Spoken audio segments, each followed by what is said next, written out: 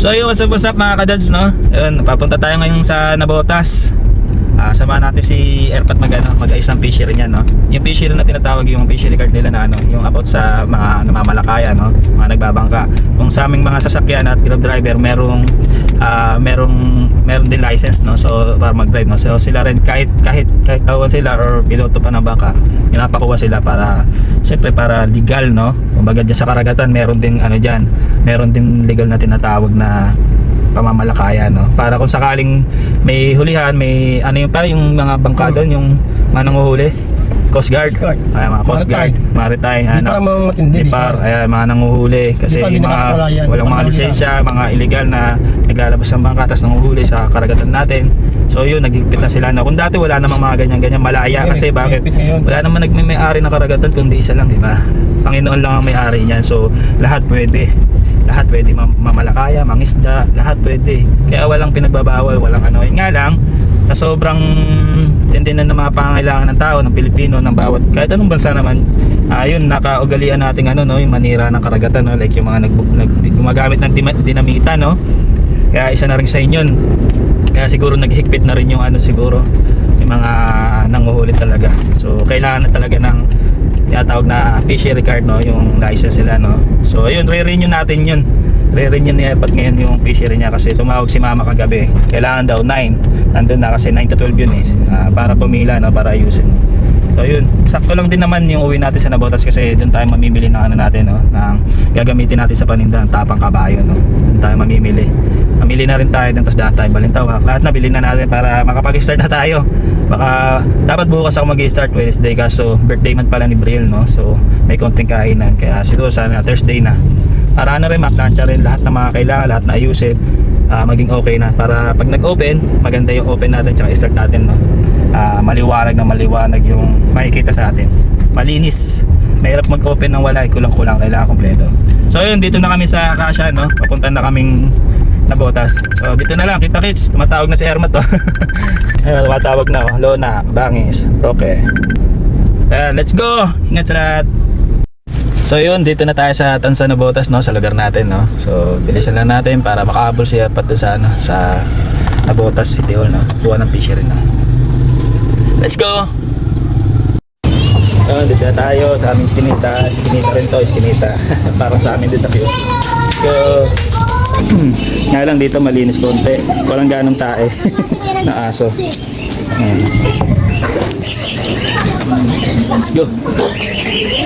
So dito na tayo ngayon sa ating bahay, no? Nakagalit na naman yung ilong ni Ermat, to. Ano, Jin? Dalag sumambay ka kay Aris. Yung ano, baby namin. Baby D, isang baby D. Kung may baby D ako sa bahay, meron din dito. Kay Aris na nga lang. Sasakyan? Yan, dito na kami sa aming tahanan. Ako sa buhat, hatid ako ni Emma. Nandun niya kasi yung Sigawan na sila. Tanong ka, Evelyn ko ng Let's go. Panganay namin. O, dito pinira na nga. Takot din pala ito sa camera, parang yung baby D ko isa. Bibili ka ba ng mga kaka? Nakapikit pala. Bibili ka? Oo. Bumili ka na tapos papa mo, pasamahin mo muna pala Aris. So ayan guys, tingnan niyo yung ano, painting ni ano, ng pamangkin ko, no. Siguro dito na tayo bibili ng ano, ng pang-display sa bahay ng painting. Kaya hindi tayo makabili sa iba. Ito, ganda.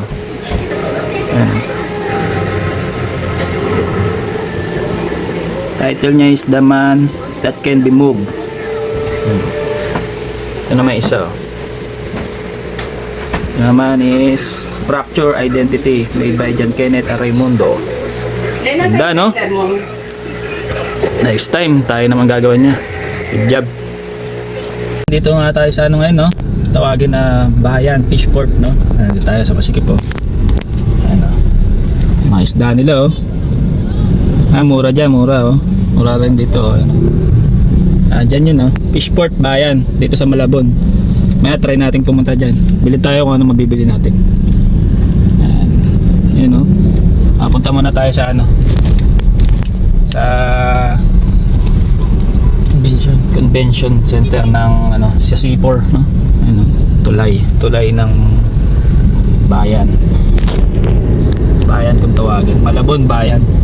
Iba pa yung ano guys iba pa yung Nabotas Fishport tayo talaga yung pinaka main sa Nabotas Fishport. Doon talaga maraming nag-export, doon talaga maraming nagbabagsak, no?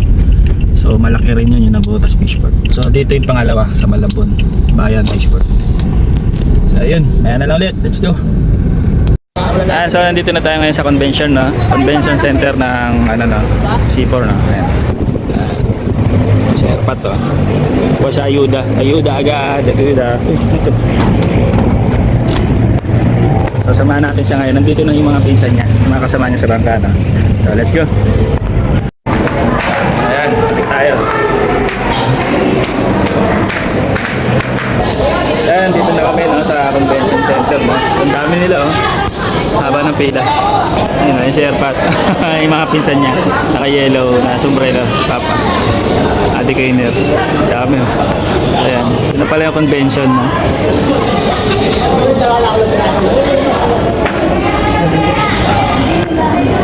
Ay, Papa. Layo. Dapat pala talaga maaga kasi haba pila.